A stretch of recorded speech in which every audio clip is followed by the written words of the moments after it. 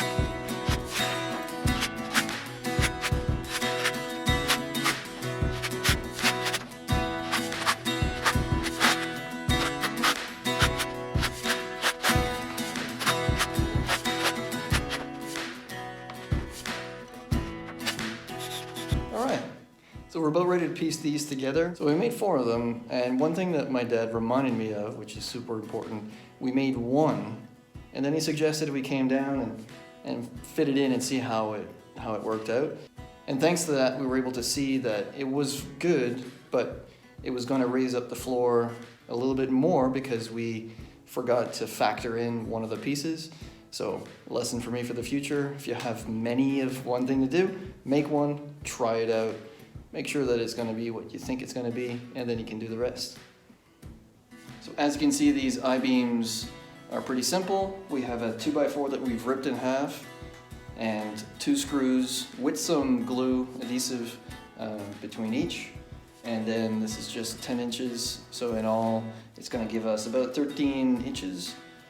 So 10, and then 1.5 and 1.5, and it should be enough to fit the tank underneath. So the next step is to line all these 4 up on the floor and then put the plywood on top. And then we're going to cut a few doors. Let's see how far we get.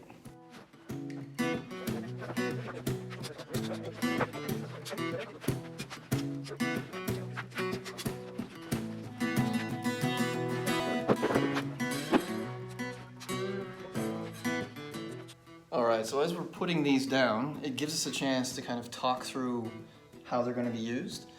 So one thing that this channel is going to be used for is the water tank. So if you recall, the water tank is going to be about 12 inches high, 24 inches wide, 8 feet deep for about 190 gallons of water. So let's just say it's here, 24 inches wide. So we thought, okay, we'll just make it 25 and it'll be fine.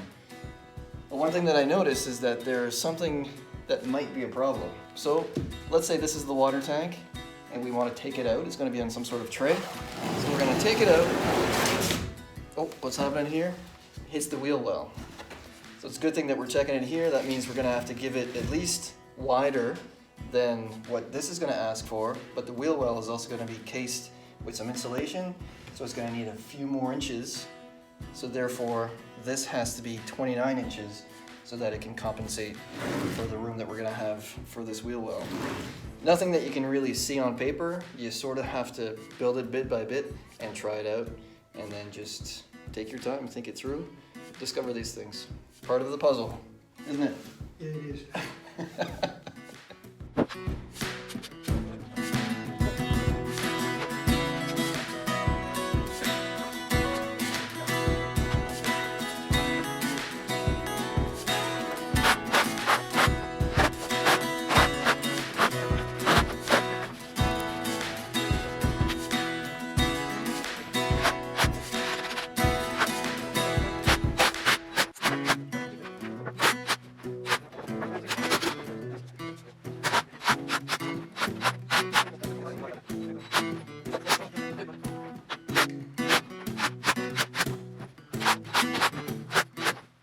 Okay, so as you can see, we got the 2x4s laid out, and we have these two places where we're gonna put the kind of the trap doors. So this will be under the sink, and this one is gonna be where the washer dryer combo is gonna go. And this is just to make sure that we have the ability to get under these, the floor.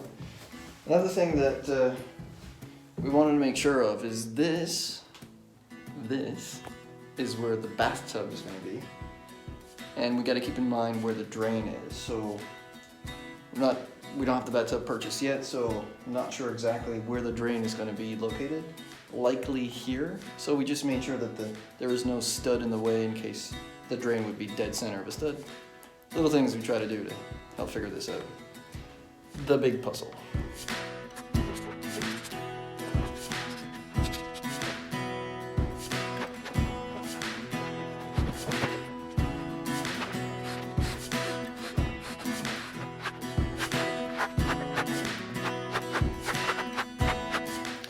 Alright, so we're going to wrap up in here. A few little odds and ends that we have left to put in. All in all, a fantastic day. Super excited to be back on it. My dad's still high spirits, still good to go, be on that team. Yes, sir. So with all that, next thing that we're going to do might be putting up that small privacy wall, but that's the exciting thing. You just go with what you have and the time you got. So with that, God bless, and until next time.